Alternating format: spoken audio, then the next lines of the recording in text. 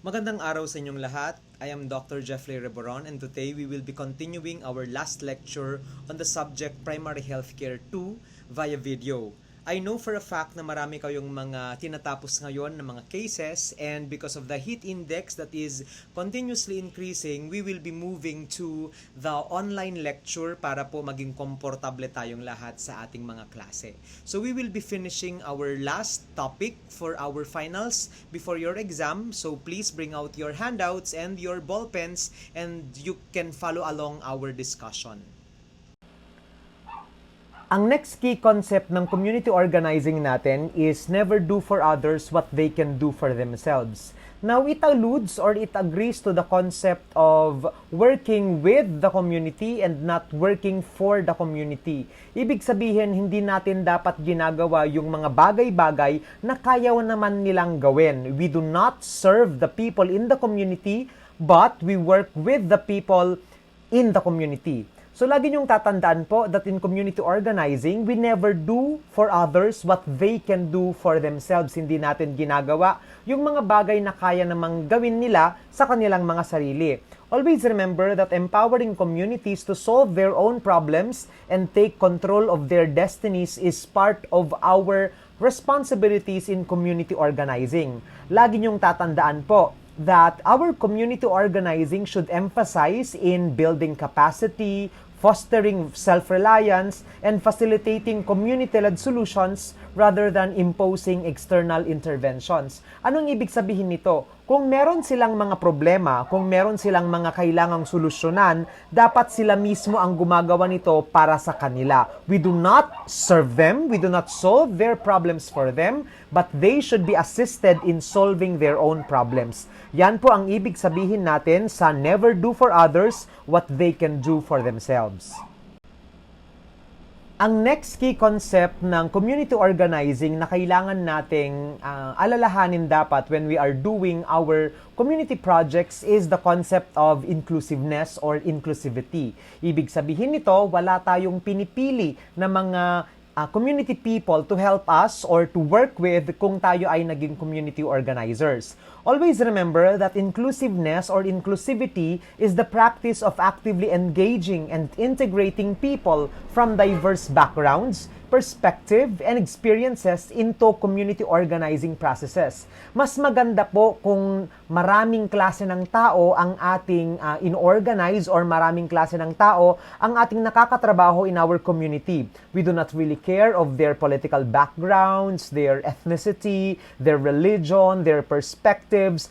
Lahat ng mga klase ng tao ay dapat kailangan nating ina-add sa ating community organizing because that is the concept of inclusiveness. Dapat po ay wala tayong pinipili, wala tayong kinikilingan, and all people in our community should be included in community organizing. Bakit maganda ang inclusiveness or inclusivity? Maganda ito dahil it ensures representation from all segments of the community, including the marginalized groups. Ibig sabihin nito, kung lahat po ng ating mga diverse population ay ini-include natin or we let them participate in community organizing, ibig sabihin niyan ay equally represented po lahat-lahat ng mga tao in our community. That goes to show that all people in our community, their problems are being aired or ventilated or napapakinggan po natin lahat ng mga problema ng iba't ibang klase ng tao sa ating community. And when we give them the opportunity to tell us their problems, and when they are given an opportunity to help in the decision making, in the problem solving of their own problems sa kanilang mga subgroups, then nagkakaroon sila ng sense of ownership or nagkakaroon sila ng mataas na antas ng responsibility, and therefore that will lead to participation. Aside from that, inclusiveness or inclusivity can also promote diverse perspectives and innovative solutions. Ang ibig sabihin niyan, dahil nga sa yung mga tao na ating pinagpa-participate sa ating community organizing ay galing sa mga iba't ibang aspeto, iba't ibang subgroups ng ating society. Ibig sabihin ay yung mga taong to ay may diverse na experiences, may diverse na knowledge din sila, iba-iba yung kanilang mga alam, mga experiences, and because of that, when we brainstorm solutions to their problems, ibig sabihin ay iba't iba at magaganda yung mga suggestions nila. Their suggestions are innovative, their solutions are new and out of the box dahil nga po sa yung mga tao sa ating community organizing come from diverse populations. So dahil nga sa iba't iba yung mga experiences nila at dahil nga po sa galing sila sa mga iba't ibang klaseng backgrounds, you can be sure that they can also give forward innovative solutions to the problems that they have presented. Aside from that, maganda din ang inclusiveness because it fosters a sense of belonging and unity within the community. Kasi kung lahat-lahat po ng ating mga community individuals, mga residents po ng community, all of them are accepted. Wala tayong kinikilingan, wala tayong pinipili, at wala tayong mga iniitsapwera sa ating community organizing, we create a sense of solidarity, a sense of unity and cooperation in the community. And kung maganda po yung relationship ng mga ibang tao doon inside the community, kasi nga lahat sila ay accepted sa community organizing, then we can create a sense of unity and belongingness. So mas mataas po yung antas ng participation ng mga tao kasi ganado silang magtrabaho because they feel that they are part of the group and they feel that they belong. Kaya maganda po ang inclusiveness. Aside from that, maganda ang inclusivity or inclusiveness because it enhances legitimacy and sustainability of organizing efforts. Anong ibig sabihin yan? Ibig sabihin yan kung kunwari may mga ibang subgroups na may kailangang gawin during that time that you conduct a program. For example, ikaw ay maggagawa ng mga contraceptive education in the community. And lahat-lahat ng mga tao doon ay in-include mo in your community organizing. Now, there came a time na, syempre wala kang pinipili na mga tao to be part of your community organizing. So there came a time na may event ang Iglesia ni Cristo, kunwari, and marami sa kanilang mga Iglesia ni Cristo ang wala doon noon sa iyong implementation of the program. So because you have included all people, hindi ka namili nung kung anong religion ng mga tao, hindi ka namili kung anong mga backgrounds nila, even if some of the people will not be available during the implementation of your program, there will still be more people to participate in your program kasi nga you were very inclusive. Ibig sabihin, lahat ng mga tao winelcome mo sa iyong implementation ng inyong mga projects, and because of that, kahit na may mga events na hindi makakadalo yung mga ibang subgroups, marami ka pa ding mga participants. So that is what we mean when we say inclusiveness enhances legitimacy and sustainability of organizing efforts. Aside from that, it also encourages equitable distribution of resources and opportunities. Now, lagi niyong tatandaan, in our community, marami po tayong mga purok, marami po tayong mga subgroups, and they should always be represented. Dahil kung meron pong mga blessings or meron pong mga ibibigay na support from the national government, kunwari, may mga ibibigay silang mga social ameliorations, ibibigay silang mga pera, may ibibigay silang mga resources or mga pondo sa mga tao sa community, ang tendency nun, if the people are not equally represented, they will say, ay, hami na damdamag deta, sungahang kami nga imay. We did not know that there was an amelioration that will be given by the national government, kaya kami hindi nakasali. So, ang maganda pag may inclusiveness po sa ating community organizing is that all people will be able to receive these resources and opportunities from the national government if everyone is represented. So yan po ang reason kung bakit kailangan nating i-integrate ang inclusiveness sa community organizing. Lagi nyo ding tatandaan that when you become community organizers, you should have breadth of vision and mission. Ibig sabihin niyan ay dapat mong malawak yung inyong mga vision and mission for your community. May mga goals and aims kayo sa ating mga komunidad na hindi lang po nagsisentro sa health, kundi it also will include other aspects of community development. Now, pag sinabi po nating breadth of vision and mission, it refers to having a wide-ranging and holistic perspective in community organizing that will consider various aspects of community needs and goals. Ibig sabihin nito, pag tayo ay nagkakaroon ng community organizing, lahat po ng ating mga steps, lahat ng ating mga procedures, at mga ginagawang mga projects, ini-implement na mga programs, they are guided with clear and long-term goals. Meron po silang mga vision and mission na dapat ay ina-attain. Aside from that, we should also encourage a holistic approach addressing multiple facets of community needs. So again, as midwives, hindi lang po dapat tayo nagfo-focus sa health ng ating mga community individuals. We should also focus on the socio-political, economic, spiritual, and other aspects of holistic community development. Now, maganda po ang magkaroon kayo ng wide range or breadth of vision and mission because it allows for adaptability and responsiveness to emerging challenges and opportunities. Ibig sabihin yan, kung kayo po ay may mga maraming target programs sa inyong community, kunwari, mayroon kayong mga programs for breastfeeding, may programs din kayo on disaster risk reduction, meron kayong programa on teenage pregnancy, meron kayong programa on expanded program on immunization. So there is a breadth of vision and mission. Kung meron po kayong malawak na mga programa lined up for your community, maganda po yan because it opens opportunities for adaptability and responsiveness. So anong ibig sabihin yan? Kunwari kung nagkaroon ng bagyo doon sa lugar ninyo and you were supposed to conduct a mother's class on breastfeeding. Pero biglang nagkaroon ng bagyo, sinabing may super typhoon.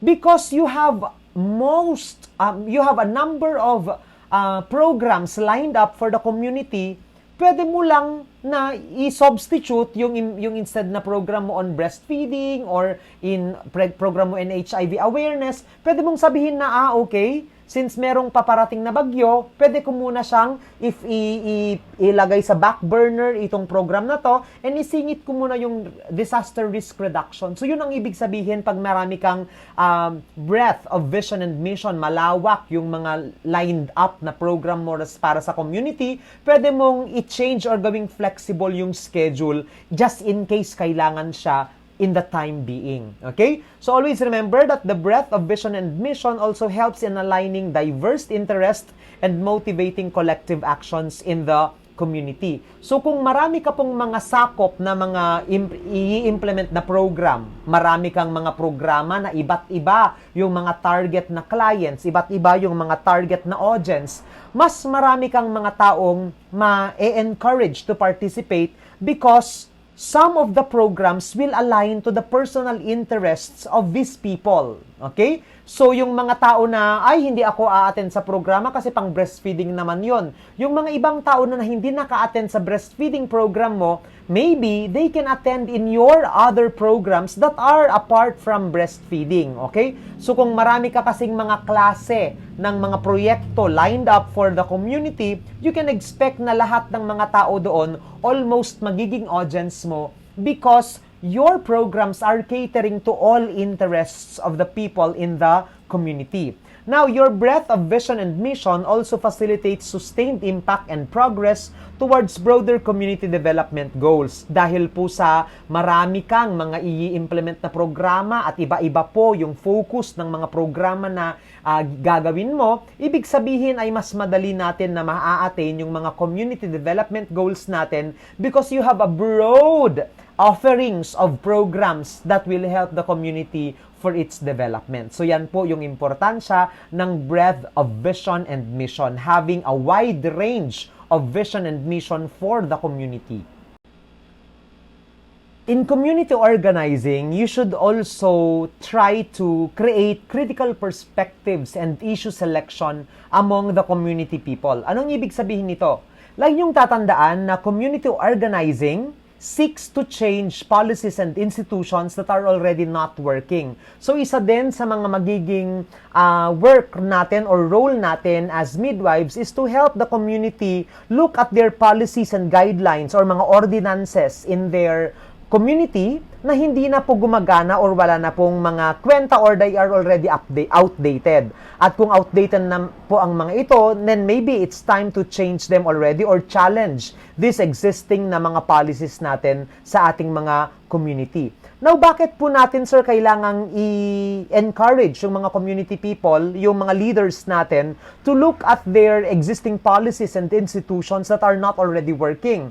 Because we want to generate conflict. Okay, bakit? Kasi the more po na meron mga conflict or may mga challenges po na nangyayari sa ating mga community, the more that people will welcome change. Okay? Kunwari may mga policies tayo na hindi na po siya effective in the development of our community. Okay? Pwede po natin na i-challenge yon and then you tell our community leaders that these policies are no longer working and it's high time for us to revisit them and also try to change them if they are not anymore serving their purpose. Maganda po na ipino-point out natin na may mga policies and guidelines po tayo in our community na hindi na po effective. Therefore, pag challenge po natin yon at nagkaroon ng conflict, then there will be a resolution to that conflict and then maa-address po natin yung problem. A good example of that is, kunwari, may mga distribution ng mga goods from the national government. At dati-dati, sa policy natin, ang nakalagay doon ay mga BHWs ang magdidistribute ng mga goods na to from the national government. Pero sadly, yung mga BHW nyo ay hindi nila kayang gawin yun kasi dadalawa lang sila sa inyong barangay. And because they have to distribute these goods to thousands of people in the community, yung dadalawang BHW na dapat ay nagdi-distribute, hindi nila kaya.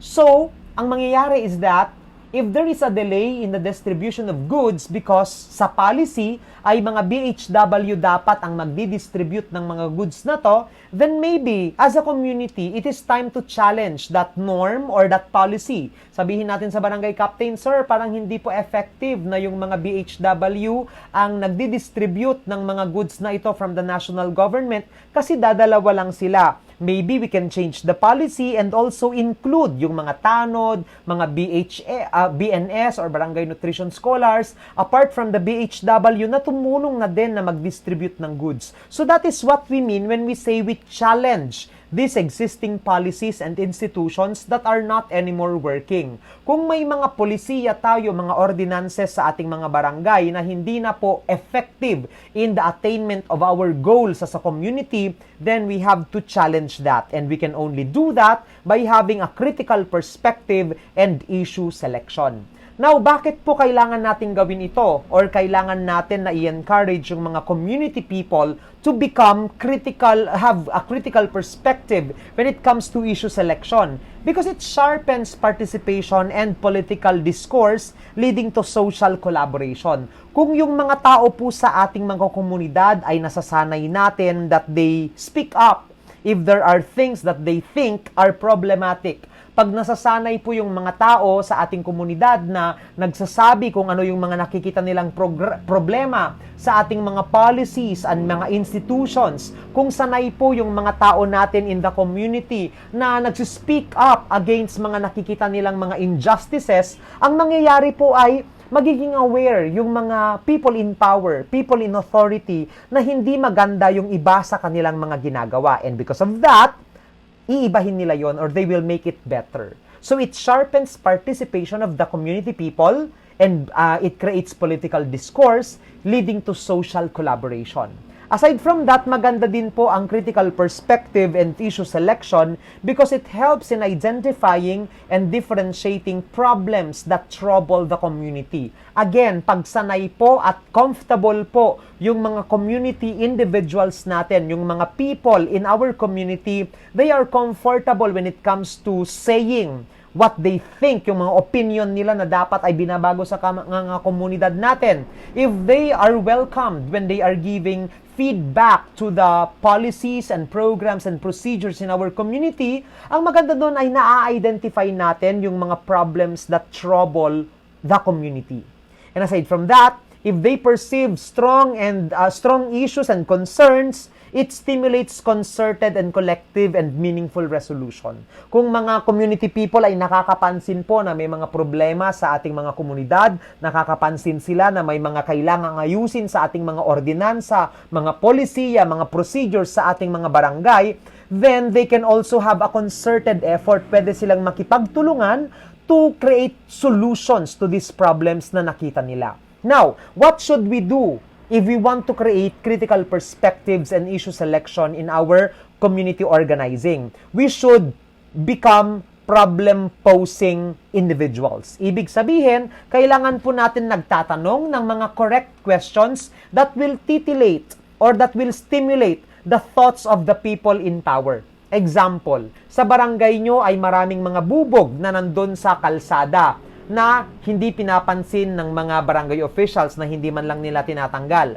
When we speak of a problem-solving dialogical method, ang ibig sabihin niyan ay you ask the correct questions. Tanungin mo kay Kapitan, Kapitan, ano ang balak nyo pong gawin doon sa mga bubog sa may kalsada? Meron po ba kayong gagawin doon at bakit po hindi pa siya natatanggal ngayon? Kung sinabi ni Kapitan, ay wala naman po, bakit po? Ang problema kasi, Kapitan, is baka may mga bata pong maglaro doon at masugat po sila, magkaroon sila ng tetano or that they can have wounds on their feet, magiging health threat po yan, Kapitan. So kung wala naman po kayong gagawin doon, Kapitan, ano kaya ang magiging magandang solusyon natin? So that is what we mean when we say problem-posing dialogical method. We ask the correct question, and then we let the community increase their participation in solving that problem. So yun po yung ating mga yung mga kailangang gawin when we want to create critical perspective in issue selection in community organizing. Ang next po na kailangan nating gawin when we are doing community organizing is creating critical consciousness among the people that we lead in the community. Anong ibig sabihin nito? We should create a sense of conscientiousness, okay? Ang gagawin natin ay we let them become conscious of the social issues that are happening or plaguing our community right now. Ibig sabihin niyan ay gagawin natin silang conscientious or aware sa mga problema ng ating bayan. Now, for me to properly describe or discuss this topic with you is bigyan ko na lang kayo ng mga examples ng mga friends ko na hindi sila dating conscientious, okay? My friends are all working in the private agencies, okay?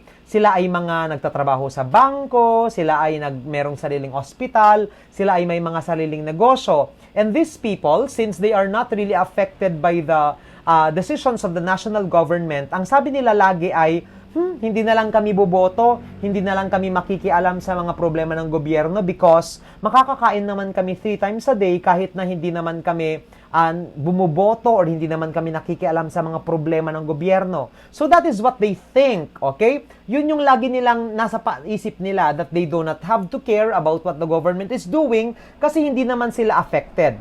Now what I tell them is, I tell them that they're very selfish. Why? Kasi nga, they have a voice. Kailangan nilang gamitin yung mga boses nila or kailangan din nilang makilahok sa mga problema na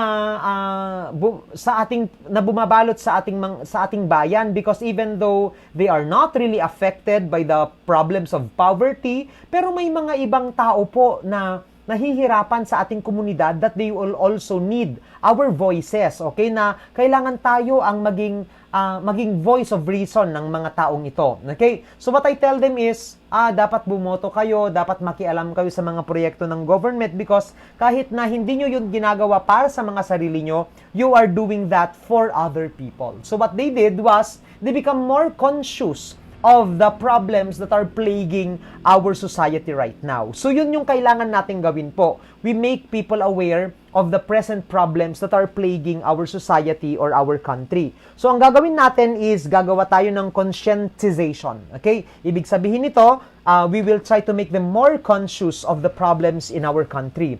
So when we speak of conscientization, it is the process of raising awareness among community members about the social, political, and economic issues that are affecting our lives. Okay, so it involves fostering an understanding of our own power and potential to influence change. Gaya ng sinabi ko, lahat tayo ay may mga kayang gawin para sa ating mga society, and we only have to know that there is a problem for us to act and solve that problem. Now, in creating critical consciousness, maganda po ito na gawin nating mulat ang mga mata ng mga tao sa ating mga komunidad of the problems that are plaguing the society, because when we open the eyes of the people in our society regarding the problems that they may not realize, it will empower them, individuals and groups, to recognize their right and take action to address injustices. Kunwari, sa inyong mga barangay, may mga pinipili lang si kapitan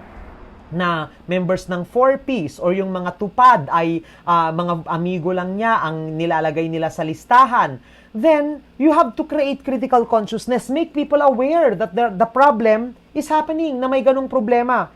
And when the people become aware of those problems, they start to speak up. And when people start to speak up, the people in question will try to change the wrong practices that they are doing. So, pag ginawa nating mulat yung mga mata ng mga tao regarding these injustices, we also help empower them to recognize their rights and take actions for themselves. Okay? So, in your critical consciousness, it involves educating people in our community and creating dialogues to help community members see the connections between their personal experiences and the other broader societal issues. Kunwari, may mga tao doon sa komunidad na binabastos because they are part or members of the LGBTQ community. At doon po sa inyong mga sa inyong community ay yung mga tao doon pinagtatawanan yung mga taong members ng LGBTQ community. You have to make people aware na hindi na po kailangan ginagawa yon, na mali na po ang magtuligsa sa mga members ng LGBTQ community. And you have to teach the members of the LGBTQ community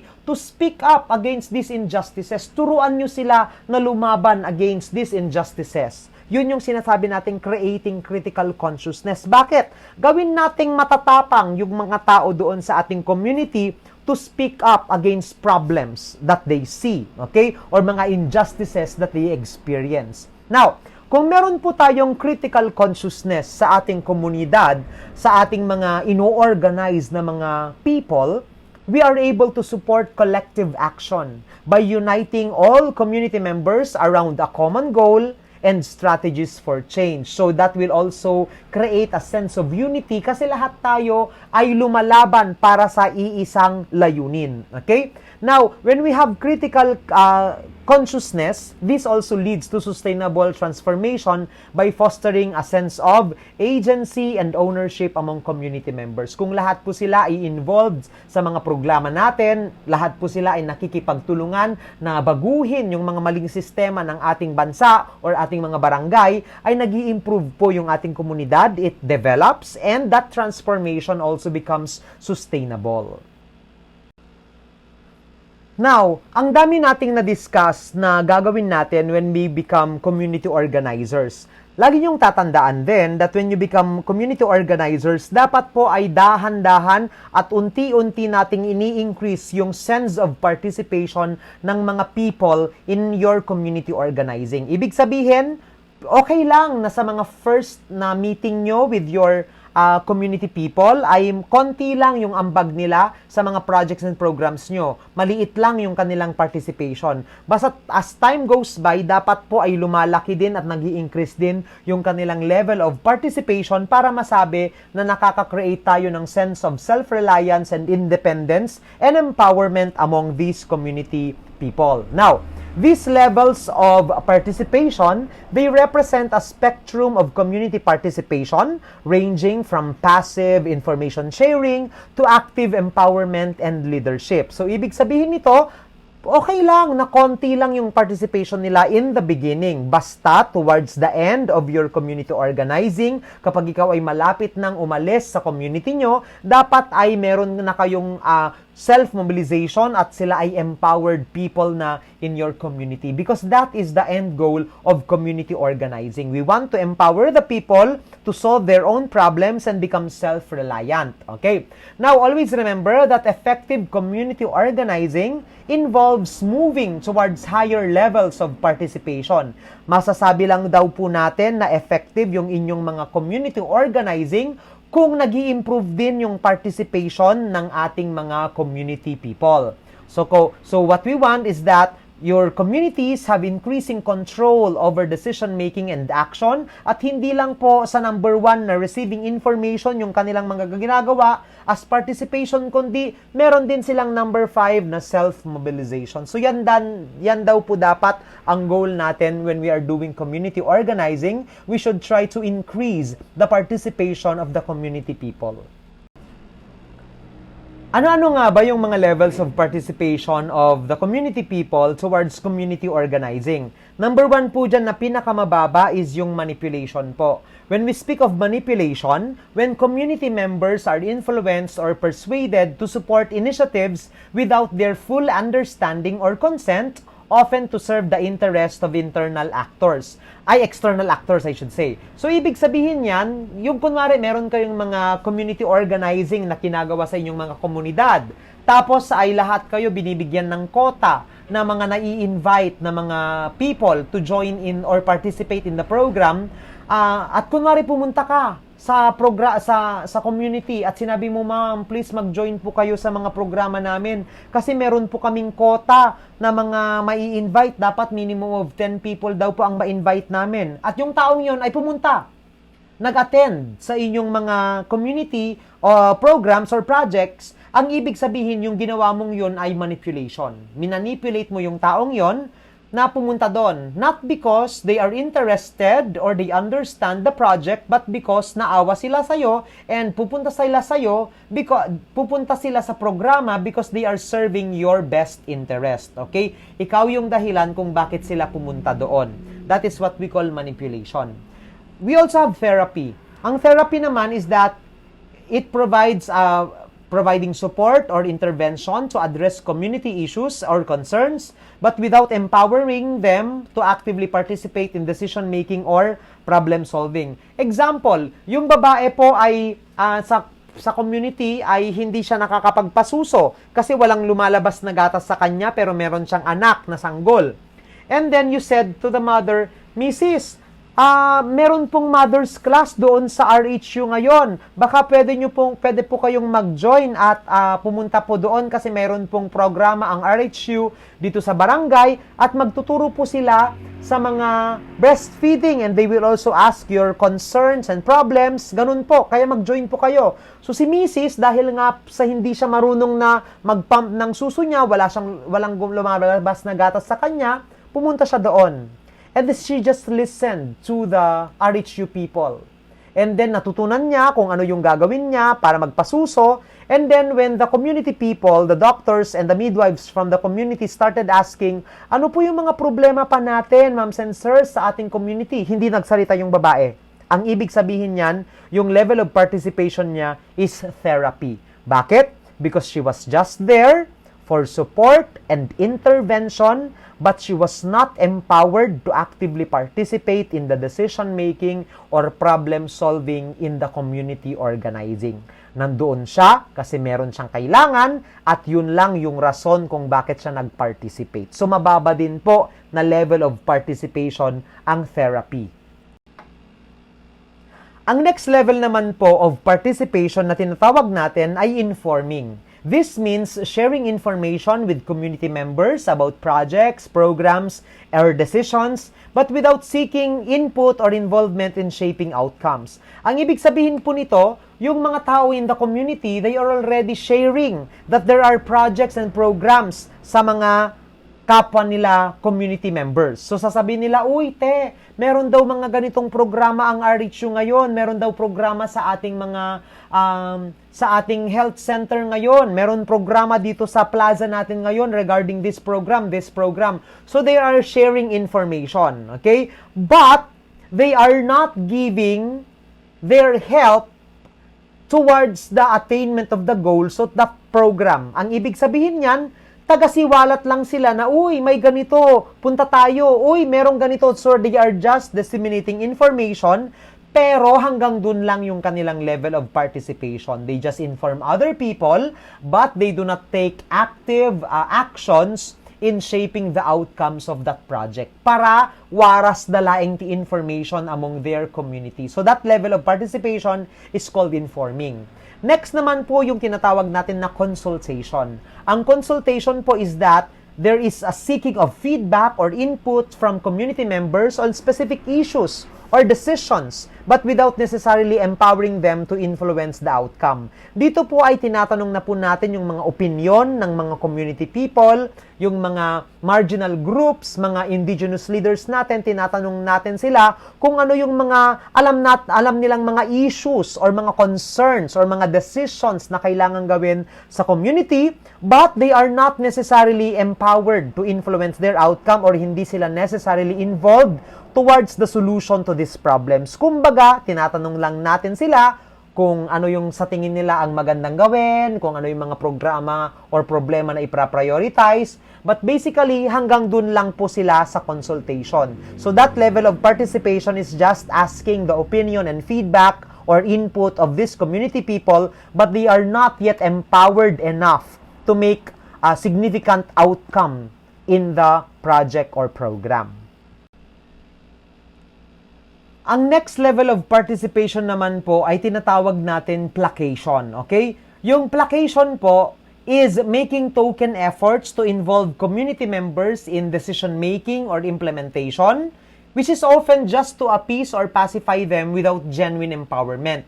Dito po ay, kunwari, meron tayong mga community leaders na prinopromote, na sinasabi natin na, sir, ikaw po yung magiging community leader, ganito, ganyan. So, dahil nga binibigyan natin sila ng mga positions, binibigyan natin sila ng mga importansya, pumupunta sila doon sa community organizing natin. They participate, pero nandun lang sila because of the positions given to them, because of the acknowledgements given to them, but they do not have the genuine desire or they are not empowered properly to be really active towards community organizing. So deto'y parang binigyan lang natin sila ng mga, kumbaga, mga merits na sinasabi natin. We just give them acknowledgements para lang magpunta sila doon because they enjoy that position, they enjoy that acknowledgement. Kaya sila nandun. But they are not genuinely empowered, okay, to create significant contributions in the community organizing. So, again, mababang level din po ito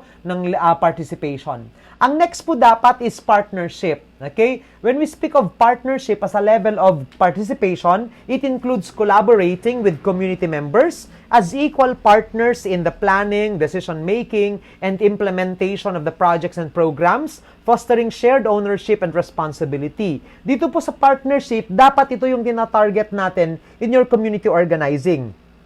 Kasama po dapat natin yung mga community people, dapat sila po ay voluntarily na tinutulungan tayo when it comes to the implementation of our programs. Kasama natin sila sa planning, decision-making, implementation, evaluation, because they feel strongly for the program and project that you are doing. So yan po yung level of participation na dapat ay ma-create natin sa ating mga community people. They should feel that they are partners with us in the implementation of the program, in the development of the community, at hindi sila mga pinagsisilbihan natin, tayo lang yung para trabaho, sila lang yung para receive, hindi po pwede yon. So, dapat po ang isang i-attain natin na level of participation is partnership.